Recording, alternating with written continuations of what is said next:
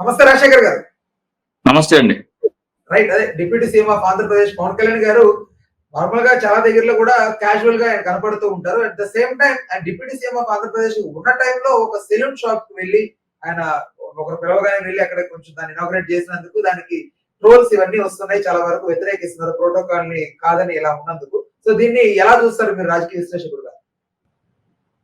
అంటే గతంలో గుడివాడ అమర్నాథ్ గారు కానీ లేకపోతే రోజా గారు కానీ ఎవరిదైనా సరే టీ స్టాల్ ఓపెన్ చేయడానికి వెళ్ళినా, ఎవరిదైనా సరే బజ్జీల బండి ఓపెన్ చేయడానికి వెళ్ళినా సరే ఈ సైనిక్స్ ఎగతాళి చేసేవారు. ఈ సైనిక్స్ కి మైండ్ ఉండదు, వాళ్ళు వ్యక్తి పూజ మానసిక రోగులు, వాళ్ళకి బుర్ర ఉండదు కాబట్టి వాళ్ళు ప్రతిదీ ఎగతాళి చేయటమే. ఇప్పుడు ఒక ఎమ్మెల్యే ఉన్నాడండి, ఓటు వేసిన ఒక ఓటర్ వచ్చి నేను ఒక చిన్న షాప్ తీసుకుంటున్నాను ఓపెన్ చేయండి అంటే కాదనలా? ఆడ పెద్ద షాపింగ్ మాల్ ఓపెన్ చేస్తే అంటే డబ్బున్నోడు బిజినెస్ కే ప్రారంభోత్సవాలు చేయాలి కానీ పేదోడి బిజినెస్ కి ప్రారంభోత్సవం చేయకూడదా? ఈ మైండ్ సెట్ ఏంటి సైనికులది? రోజా వెళ్ళి టీ స్టాల్ ఓపెన్ చేసిందని, అలాగే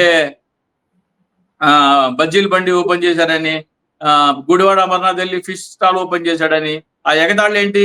వాళ్ళు ఓపెన్ చేసిన వాళ్ళు ప్రజలు కాదా? వాళ్ళు ఓటర్లు కాదా? అంటే అంత ధన అహంకారం వీళ్ళకి. వాళ్ళందరికీ ఇప్పుడు ఏమైంది? నిన్న పవన్ కళ్యాణ్ వెళ్ళి హెయిర్ కటింగ్ సెలూన్ ఓపెన్ చేశాడు. స్లిప్పర్ షార్ట్ అయిపోయింది, మింగలేక కక్కలేక వస్తున్నారు. పవన్ కళ్యాణ్ వెళ్ళి సెలూన్ ఓపెన్ చేయడం తప్పే కాదు. తన ఓటర్, తన నియోజకవర్గంలో ఓటర్ లేదా ఒక మంత్రి అయితే ఒక పౌరుడు పిలిస్తే సమయం ఉంటే వెళ్ళి ఓపెన్ చేయాలి. అది పూరి గుడిసెలో పెట్టిన పునుగుల బజ్జీ అయినా సరే. వాడు అప్పుడే నిజమైన నాయకుడు. వాడు ప్రజాప్రతినిధి గొప్పవాళ్ళకే కాదండి, ప్రతి పేదవాడికి. తోపుడు బండి మీద అరటి పళ్ళు అమ్ముకునేవాడు కూడా నేను బండి పెడుతున్నాను ఓపెన్ చేయండి అంటే వచ్చి ఓపెన్ చేసేవాడే నిజమైన నాయకుడు. అది తెలియకుండా ఇది ట్రోల్ చేశారు. నిన్న పవన్ కళ్యాణ్ వెళ్ళి సెలూన్ ఓపెన్ చేయడంలో తప్పే కాదు, కానీ ఒక మంత్రి అయి ఉండి నిక్కర్ మీద వెళ్ళటం ఏంటండి? ఆ చెడ్డీ గ్యాంగ్ లాగా వెళ్ళి ఆ చెడ్డీ మీద వెళ్ళి ఓపెన్ చేయడం నాకు అర్థం కాదు. అంటే కళ్యాణ్ గారికి ఎప్పటి నుంచో క్యాజువల్ గా కొంచెం నార్మల్ గా అంటే మరీ హుందాతనం అనేది లేకపోతే సింపుల్ గా ఉండే వ్యక్తి కాబట్టి అలా వెళ్ళుండొచ్చు అనుకోవచ్చు. మరి ఆయన వెళ్ళి ఆ పని అసెంబ్లీ కూడా అట్లాగే వెళ్ళమండి. ఒక మంత్రి అన్న తర్వాత ఒక హుందాతనం, ఒక డ్రెస్ కోడ్, ఒక హుందాతనం ఉంటదండి. మీరు పబ్లిక్ ఫిగర్, ఇప్పుడు మీరు సినిమా హీరో కాదు. మీరు సినిమా హీరో, మా డిప్యూటీ సీఎం గా ఉన్న రోజులు మీ సినిమా హీరోలు మీ సెట్టింగుల్లో వేసుకోండి, సినిమాల్లో వేసుకోండి, బయట కాదు. కాదు సార్, సేవా కార్యక్రమాలు చాలా ఉన్నాయి కదా రాజశేఖర్ గారు. ఇప్పుడు బాలకృష్ణ గారు బసవ తారకం కానీ చాలా మందికి హెల్ప్ చేస్తూ ఇలా ఉన్నారు కదా క్యాన్సర్ హాస్పిటల్. ఏమండి, బోల్డ్ అని ట్రస్ట్ ఉన్నాయండి. Lions club of India blood bank పెట్టింది, చిరంజీవి ఒకడే కాదు. అలాగే బోల్డ్ అని ట్రస్ట్ లో నడుస్తున్న హాస్పిటల్స్ ఉన్నాయి. రామ్ మనోహర్ లోహియా హాస్పిటల్ ఉంది ఢిల్లీలో. హైదరాబాద్ లో కూడా సాగర్ లాల్ మెమోరియల్ ఏదో హాస్పిటల్ ఉంది, మార్వాడీలు చేయిస్తారు. బోల్డ్ మంది చేస్తానండి, డొనేషన్లు ఇస్తారు. భూమి ప్రభుత్వం ఇస్తుంది, బిల్డింగ్లు కట్టడానికి డొనేషన్లు ఇస్తారు, ట్రీట్మెంట్ ఇచ్చే డాక్టర్లకు జీతాలు డొనేషన్లు ఇస్తారు. వీళ్ళు చేసేది ఏముందండి? హిందూపూర్ నియోజకవర్గ ప్రజలు గుండెలో పెట్టుకున్నారు బాలయ్య గారిని. దానికి కారణం ఆయన సేవా దృక్పథమే కదా, కాదంటారా? వ్యక్తి పూజ మానసిక రోగం. ఈ వ్యక్తి పూజ మానసిక రోగం అనే వాళ్ళకి సినిమా వాళ్ళకి తలకెక్కి పవన్ కళ్యాణ్ ఏమంటాడంటే, మొన్న సినిమా నటుల నుంచి దేశభక్తి ఆశించకూడదంట. మీరు గాడిదలు కాయడం అనుకున్నారా మా దేశంలో? మరి దొబ్బేయండి. భారత్ పాకిస్తాన్ యుద్ధం జరుగుతుంటే ఎవడూ స్పందించలేదంటే సినిమా నటుల నుంచి దేశభక్తి ఆశించకూడదు అంటున్నారు. కొవ్వు ఎక్కి ఉన్నారా ఇక్కడ? మీరు ఒళ్ళు బల్సుందా మీకు? మీరు ఈ దేశంలో పౌరులు కాదా? రైట్ రైట్ అదే ఓకే ఓకే. అయితే ఇప్పుడు ఈ హరిహర వీరమల్లుకి సంబంధించి సినిమా కూడా పోస్ట్ పోన్ అయినట్టుగా వార్తలు వస్తున్నాయి బాగా బలంగా. ఇన్ని కారణాలు, ఇన్ని అడ్డంకులు ఏంటి అసలు హరిహర వీరమల్లుకి? అసలు ఈ సినిమా అసలు నిజంగా జనాల్లోకి వచ్చే అవకాశం ఉందా లేదా అని కూడా చాలా మంది డౌట్ పడుతున్నారు. మన భారతదేశంలో మరీ ముఖ్యంగా ఆంధ్రప్రదేశ్ లో 5 సంవత్సరాలు సినిమాలు బ్యాన్ చేస్తే, సినిమాలు క్రికెట్ బ్యాన్ చేస్తే మన దేశంలో నంబర్ 1 రాష్ట్రం అవుతాం. మనమా? ఓకే. వారానికి ఒక సినిమా చూడాల్సిందే. ఇదొక పెద్ద చుడుమ చూడకపోతే పెద్ద నేరం ఉన్నట్టు ఫీల్ అయిపోతున్నారు. సినిమా వలన క్రీడ చచ్చిపోయింది. సినిమాలు, టీవీ సీరియల్ వలన, క్రికెట్ వలన ఇతర క్రీడలు చనిపోయాయి. హాకీ కానీ, ఫుట్బాల్ కానీ, చైనా ఒక ఏషియా ఇది జరుగుతుంది. చైనా సగం మెడల్ని చైనా ఎత్తుకుపోతుంది. వాళ్ళతో సమానమైన పాపులేషన్. మనకు ఒకటి అరా వస్తాయి. సిగ్గులేదు మనకి. ఏం చేస్తున్నావయ్యా నువ్వు పొద్దుగూకులు అంటే? ఈ సినిమా హీరోల పుట్టినరోజులు, సినిమా హీరోల తద్దినాలు, వాళ్ళ శారదాలు ఇయేగా మనం చేసేది. అంటే సినిమా వాళ్ళ అంటే ఓవరాల్ గా సినిమా వాళ్ళకి పొలిటీషియన్స్ గా మారడం పనికిరాదు అంటున్నారు మీరు, అంతేనా? సినిమా వాళ్ళు పొలిటీషియన్స్ గా వాళ్ళు బ్యాన్ చేయాలండి. వాళ్ళు సినిమాలో ఒక గుద్దుకి 20 మందిని గాల్లో లేపుతారు. అది అబద్ధం. కానీ అది నిజం అనుకుని వాడికి అభిమానిగా మారుతున్నాడు. వాడికి అభిమానిగా మారినోడు ఆడు మంచోడా, ఆడు చెడ్డోడా, ఆడు నీ ఓటు తీసుకెళ్లి ఇంకోటికి ఎవడికో అమ్మేస్తున్నాడా? ఎవరికి ఉండదు. ఆడు సినిమాల్లో హీరో కాబట్టి నాడికి అభిమాని కాబట్టి ఆడు ఓటేయాలి. పార్టీ పెట్టినప్పుడు ఏం చేశాడు, ఏం చెప్పాడు, ఏం చెప్పి పార్టీ పెట్టాడు? ఏం చేస్తాడు పవన్ కళ్యాణ్? భారతీయ జనతా పార్టీని ప్రత్యేక హోదా అడిగే రోషం పోషం లేకపోతే ఒంటికి కారం పూసుకోండి అన్నాడు. ఇప్పుడు పవన్ కళ్యాణ్ ఒంటికి కారం పూసుకోవాలా వద్దా?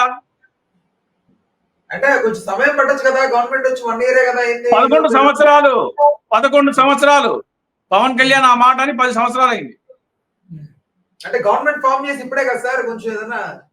అవునండి, అడగడానికి గవర్నమెంట్ లో ఉంటే విపక్షంలో ఉంటే ఏంటి? ఆ రోజు అడిగావు కదా, లడింగే అన్నావు కదా, ఆ రోజు అడిగావు కదా. జీత్నే తక్ లడింగ్ అంటే గెలిచే వరకు పోరాడుతూనే ఉన్నావు. సాష్టాంగ నమస్కారం పెట్టావు. నేనేమో భగత్ సింగ్ ని, నేనేమో చంద్రశేఖర్ ఆజాద్ ని అంటావు. భగత్ సింగ్ వెళ్ళి బ్రిటిష్ రాణి ముందర కాళ్ళకి పొర్రుదండాలు పెట్టలా. స్వాతంత్రం కోసం పోరాడితే ఉరికమ్మం ఎక్కాడు. చంద్రశేఖర్ ఆజాద్ తుపాకీతో షూట్ చేసుకున్నాడు వాళ్ళకి లొంగిపోకుండా. ఈయన వెళ్ళి ఏ మోడీతో పోరాడుతున్నాడో ఆ మోడీ అరిపాదాలు నాకుతున్నాడు. అంటే కళ్యాణ్ గారి స్టాండ్ ఎలా ఉంది అనుకుంటున్నారు మీరు ఓవరాల్ గా?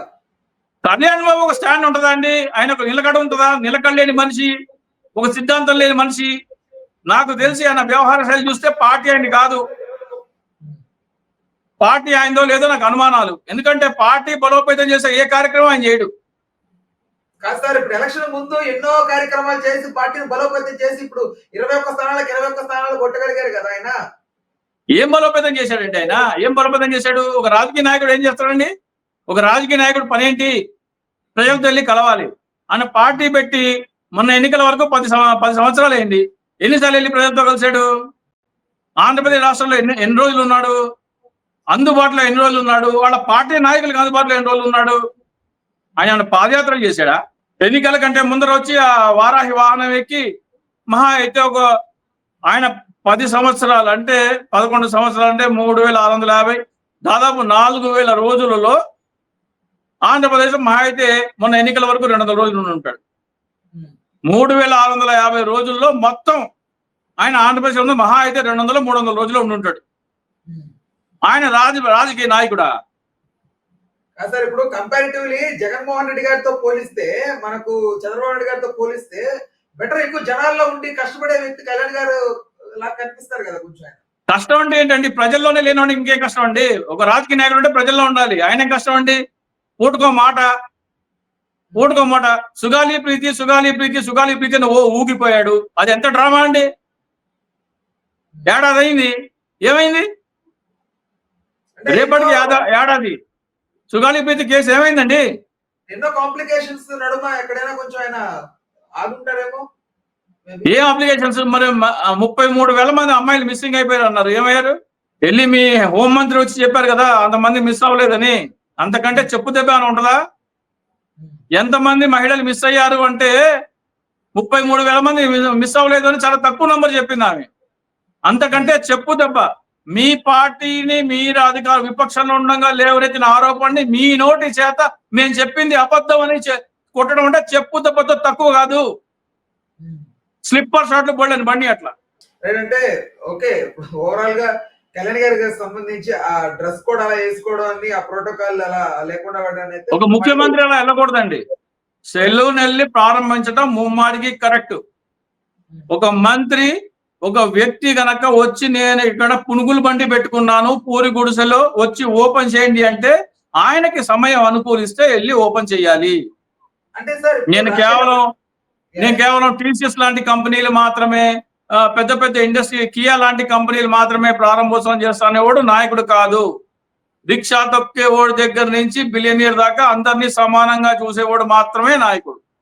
అదే సార్, ఇప్పుడు నాకున్న ఒక డౌట్ ఏంటంటే, ఇప్పుడు కళ్యాణ్ గారు డిప్యూటీ సీఎం ఆఫ్ ఆంధ్రప్రదేశ్ గా ఎప్పుడైతే ఆయన సంతకం పెట్టారో, ఆ పదవి చేపట్టారో, ఆ రోజు నుంచి ఆయన టెన్యూర్ అయిపోయే వరకు ఆయన డిప్యూటీ సీఎం ఆఫ్ ఆంధ్రప్రదేశ్. ఆయన పడుకున్నా, నిద్ర లేచినా, తింటున్నా, ఏం చేసినా ఆయన deputy CM of Andhra Pradesh. So normal life గడుపుతున్నప్పుడు కూడా డిప్యూటీ సీఎం ఆఫ్ ఆంధ్రప్రదేశ్ లా గడపలేరు కదా. కొంచెం దాని ఇంబ్యాలెన్సెస్ ఎలా కరెక్ట్ చేయొచ్చు? ఇప్పుడు ఎన్టీ రామారావు కూడా సినిమాల్లో చేశారు, బాలకృష్ణ కూడా సినిమాల్లో చేశారండి. వీళ్ళు ఎప్పుడు నిక్కర్లో బయట కనపడరు, కెమెరా ముందర నిక్కర్లో కనపడతారు ఎప్పుడన్నా? కనపడరు. ఏ ముఖ్యమంత్రి అన్నా కనబడతాడా? అట్లాంటే డైలీ లైఫ్ ప్రతి ఒడికి ఉంటదండి. ప్రతి ఒడికి డైలీ లైఫ్ అనేది ఉంటది.